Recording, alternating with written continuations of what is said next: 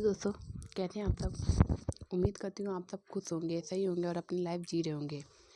मैंने पहले आपको फर्स्ट चैप्टर प्रोवाइड कर दिया है, उसके पार्ट 1, पार्ट 2, पार्ट 3 वो सब मैंने आपको क्लियर कर दिया है। और जिसको ना समझ में आया वो मेरा पहला वाला चैप्टर देख ले एक बार, ताकि उसे कोई प्रॉब्लम ना हो। अब इस चैप्टर नंबर 2 में हम भारतीय संविधान का अधिकार पढ़ेंगे।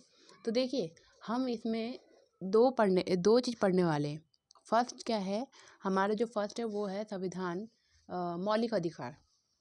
और दूसरा जो पढ़ेंगे हम नीति निर्देशक तत्व पढ़ेंगे।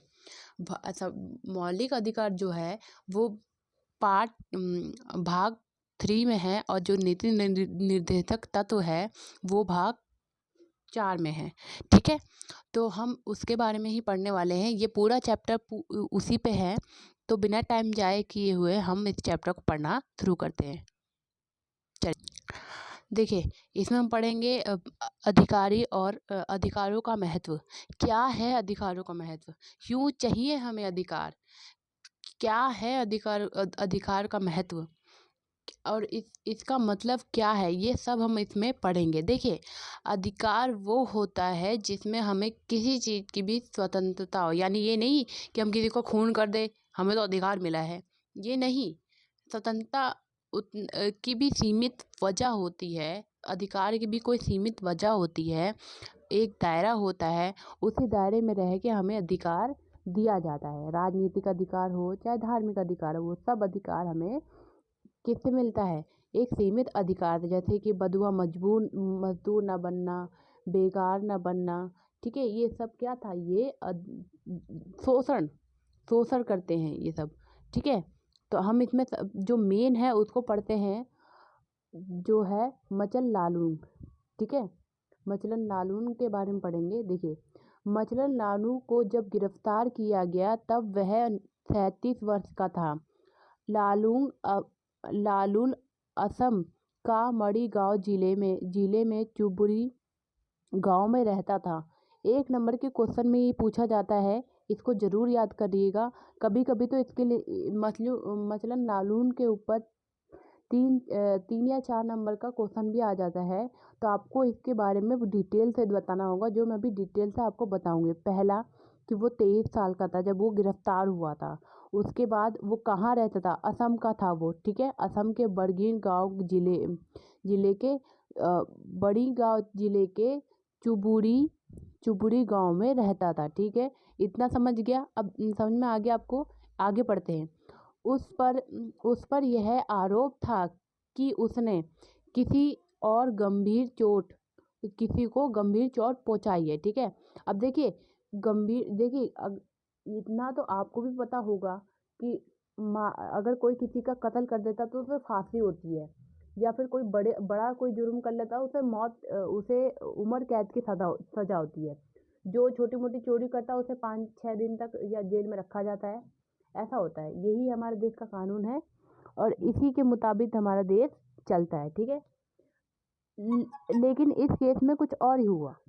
इस केस में कुछ क्या हुआ वो देखते हैं। देखिए, मुकदमे की सुनवाई के दौरान मानसिक रूप से काफ़ी अस्वस्थ पाया गया और चिकित्सा के लिए तेजपुरी के लोकप्रिय गोपीनाथ बोरदोलोई अस्पताल में एक कैदी के रूप में भर्ती कराया गया। वहां उसका सफलतापूर्वक इलाज किया गया। डॉक्टर ने जेल अधिकारियों को 1966 में चिट्ठी भेजी कि लालूंग स्वस्थ है और उस पर मुकदमा चलाया जा सकता है, लेकिन किसी ने उस पर ध्यान नहीं दिया। अब देखिए, उस पर किसी ने ध्यान ही नहीं दिया। ऐसा होता है कभी कभी। लालूंग न्यायिक हिरासत में बना रहा। मचल लालूंग को जुलाई 2005 में जेल से छोड़ा गया। ठीक है, जब उस समय वह 77 वर्ष का हो चुका था। देखिए, उसने उसने कितना वर्ष देखिए, वो जब था 23 साल का जवान लड़का था, फिर वो बुढ़ा हो चुका था, उसकी कोई सुनवाई नहीं करने वाला था। आगे देखते हैं। इस प्रकार वह 54 वर्ष के हिरासत में रहा और इस दौर उसके मुकदमे को एक बार भी सुनवाई नहीं हुई। जब राष्ट्रीय मानवाधिकार के दौरान नियुक्त एक टीम ने राज्य के बंदियों को निरीक्षण किया, तब जाकर लालू को स्वतंत्र होने का अवसर मिला। ठीक है, अगर वो टीम नहीं होती मानवाधिकार की तो वो पता नहीं उसका क्या होता। छोटी सी उसने जुर्म किया, लेकिन उसको क्या कर दिया गया, इतने सालों तक उसको कैद करके रखा गया। कभी कभी ऐसा होता है, कभी कभी तो आपने ये भी सुना होगा, आगे आने वाले चैप्टर में ये भी पढ़ेंगे कि एक किसान था, उसके ज़मीन को कोई हड़पना चाहता था, तो उसने उस पर केस किया, लेकिन उसका जो केस था उसका चलते मर गया वो बेचारा। और फिर भी और उसके 10 साल बाद उसकी सुनवाई होती है कि वो केस जीत गया। तो सुनने वाला कौन बचा जब वो 10 साल पहले मर चुका था। कभी कभी क्या होता है, न्यायपालिका में इतना टाइम देता है तारीख पे तारीख देकर कि इंसान को क्या कहते हैं, न्याय मिल नहीं पाता। आपने दामिनी मूवी तो देखी होगी ना, उसमें कहता है ना, तारीख पे तारीख। वो यही बात है कि कभी कभी न्यायपालिका सुनवाई करने में बहुत देर लगा देती है। इतना समझ में आ गया। चलिए आगे बढ़ते हैं।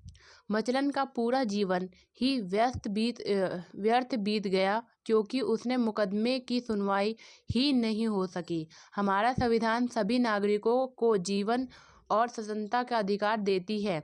इसका अर्थ है कि हर नागरिक को अपने मुकदमे के निरीक्षण और त्वरित सुनवाई का अधिकार है। मचलन लालून का मामला एक स्थिति का संकेत करता है कि जब संविधान द्वारा दिए गए अधिकार व्यवहार को में प्राप्त नहीं होती। ठीक है, चलिए आगे बढ़ते।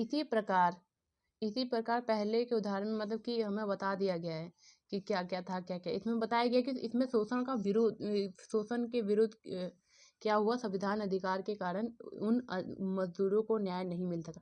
अब देखिए इसमें क्या हुआ, उसके स्वतंत्रता का अधिकार छीना गया। ठीक है, चलिए आगे बढ़ते हैं। अधिकार का घोषणा पत्र।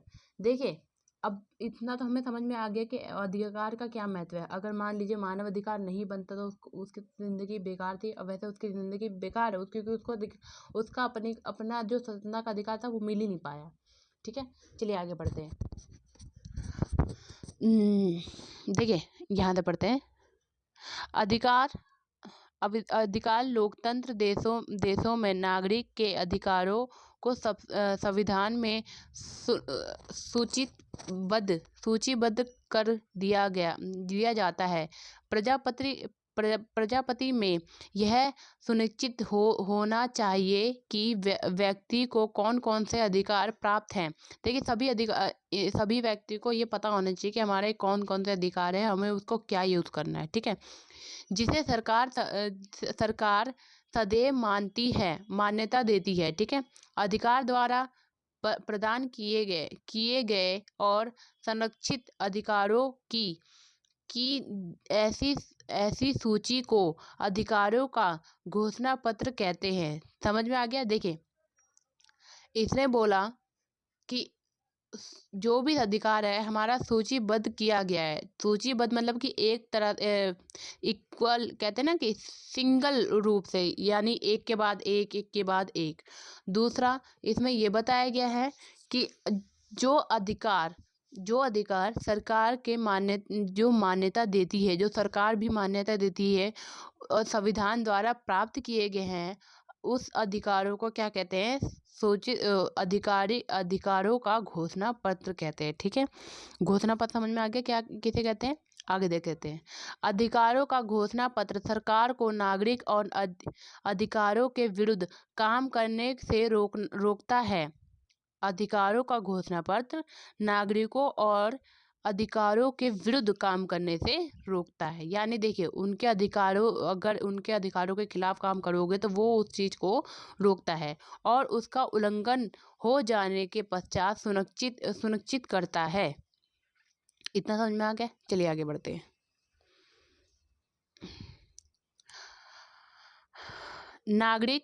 नागरिक अधिकारों के किसी अन्य व्यक्ति या नीति संगठन में खतरा हो सकता है। ऐसी स्थिति में व्यक्ति को सरकार द्वारा सुरक्षा प्रदान किए जाने की आवश्यकता होती है। ये जरूरी है कि सरकार व्यक्ति के अधिकारों को सुरक्षा प्रदान करने के लिए प्रतिबद्ध हो। इसके अतिरिक्त सरकार के अंग यानी विधायिका, कार्यपालिका, नौकरशाही, न्यायपालिका अपने कार्यों को संपादन में व्यक्ति के अधिकार का हनन कर सकते हैं। देखिए, जो हमारे जो आपको पता होगा सरकार के कितने अंग हैं? 3 हैं। 1 नंबर के क्वेश्चन में पूछा जाता है कि सरकार के कितने अंग होते हैं?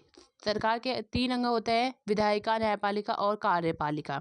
हम इस बुक में न्यायपालिका के बारे में और कार्यपालिका और विधायपालिका इन सब के बारे में भी विस्तार से पढ़ेंगे। ठीक है, आगे देखते। विधायिका वो होता है जो कानून बनाता है, जो कानून को प्रस्तावित करता है। कार्यपालिका बनाता है। न्यायपालिका उस पर क्या करता है? चर्चा करता है। ठीक है, चलिए आगे बढ़ते हैं। ये हमारा आ गया मौलिक अधिकार। मौलिक अधिकार के बारे में आप एक बच्चे को पता होगा कि मौलिक अधिकार हमारा क्या होता है। जिसे नहीं पता वो इस चैप्टर में पूरी अच्छी तरह से पढ़ेगा। देखिए, स्वतंत्रता संघर्ष के दौरान स्वतंत्रता आंदोलन के नेताओं ने एक अधिकारों का महत्व समझा था और मांग की थी जो अंग्रेजी शासन को जनता के अधिकार का आदर करना चाहिए। 1928 में ही मोतीलाल नेहरू समिति ने अधिकारों के एक घोषणा पत्र की मांग उठाई। कब? 1928 में। ये याद रखना, 1 नंबर का क्वेश्चन है, इसे लिख लीजिए, कॉपी पेन लेके बैठा कीजिए जब भी आप अपना पढ़ने बैठा करो। यह स्वाभाविक है कि स्वतंत्रता के बाद संविधान निर्माण के दौरान संविधान के अधिकारों का समावेश करने व उन्हें सुरक्षित करने पर भी राय एक थी। संविधान ने उन अधिकारों का सूचीबद्ध किया गया जिन्हें सुरक्षा देनी थी और उन्हें मौलिक अधिकार की संज्ञा दी गई। देखिए, जिसको सूचीबद्ध तरीके से अधिकार देना था उसे मौलिक अधिकार कहते थे। ठीक है, मौलिक अधिकार बहुत तरीके के होते हैं, बहुत नाम दिए गए हैं थे। तो इसको हम डिटेल में पढ़ेंगे, जैसे स्वतंत्रता का, समानता का, ये सब जो है, शोषण के विरुद्ध अधिकार, वो सब अधिकार मौलिक अधिकार में आते हैं। देखिए, जैसा नाम से स्पष्ट है कि मौलिक अधिकार सत्य महत्वपूर्ण है। ठीक है, अत्यंत महत्वपूर्ण है। ठीक है, मौलिक अधिकार यानी जो बहुत इम्पोर्टेंट हो, जरूरी ही हो, उसे ही कहते हैं मौलिक अधिकार। और इसलिए उन्हें अधिकार के सूचीबद्ध किया गया है। उनकी सुरक्षा के लिए विशेष प्रावधान बनाए गए हैं। इसे इतने महत्वपूर्ण है कि संविधान स्वयं यह सुनिश्चित करता है कि सरकार को भी उनका उल्लंघन ना कर सके। सरकार भी मौलिक अधिकार का उल्लंघन नहीं कर सकता। जो है तो है। आप इस पे, अगर कोई आपका मौलिक अधिकार का उल्लंघन करता है तो आप किसी पे भी केस कर सकते हैं, चाहे वो देश का कोई नागरिक हो, चाहे वो सरकार हो, चाहे वो कोई पुलिस वाला हो। इतना समझ में आ गया? मौलिक अधिकार हर इंसान को पता होना चाहिए कि मेरा कौन सा मौलिक अधिकार है, मेरा क्या कर्तव्य है, ये सब उनको याद होना चाहिए। ठीक है, मौलिक अधिकार हमारे अन्य अधिकारों के भिन्न है, जहाँ साधारण कानूनी अधिकारों को सुरक्षा देती है और लागू करने के लिए साधारण कानूनों का सहारा लिया करते हैं। वहीं मौलिक अधिकार की गारंटी और उनकी सुरक्षा संविधान करता है। मान्यता अधिकारों का संसद कानून बनाकर परिवर्तन करता है, लेकिन मौलिक अधिकार को परिवर्तन के लिए संविधान में संशोधन करना पड़ता है। देखिए, अगर इसको बदलना है तो हमें पूरे संविधान में संशोधन करना पड़ेगा, वरना ऐसे किसी के मुंह से कहकर मौलिक अधिकार नहीं बदला जा सकता। इसके अलावा सरकार का कोई भी अंग मौलिक अधिकार के विरुद्ध कोई कार्य नहीं कर सकता। ठीक है, इतना समझ में आ गया। जो हम सरकार के कार्यों से मौलिक अधिकारों का हनन को रोकने की शक्ति और उनका उत्तरदायित्व न्यायपालिका के पास है। ठीक है, किसके पास है? न्यायपालिका के पास। कार्यपालिका विधायिका या कार्यपालिका के किसी कार्यों का निर्णय यदि मौलिक अधिकार का हनन होता है तो ये उन पर सुनिश्चित प्रतिबंध लगाया जा सकता है, तो न्यायपालिका उसे अवैध घोषित कर सकती है। इतना समझ में आ गया। लेकिन मौलिक अधिकार निरंकुश या असीमित अधिकार नहीं है। सरकार का मौलिक अधिकार के प्रयोग पर औचित्य पूर्वक संबंधित प्रतिबंध लगाता है। इतना समझ में आ गया। इसके बाद हम स्वतंत्रता का अधिकार पढ़ेंगे चैप्टर पार्ट 2 में।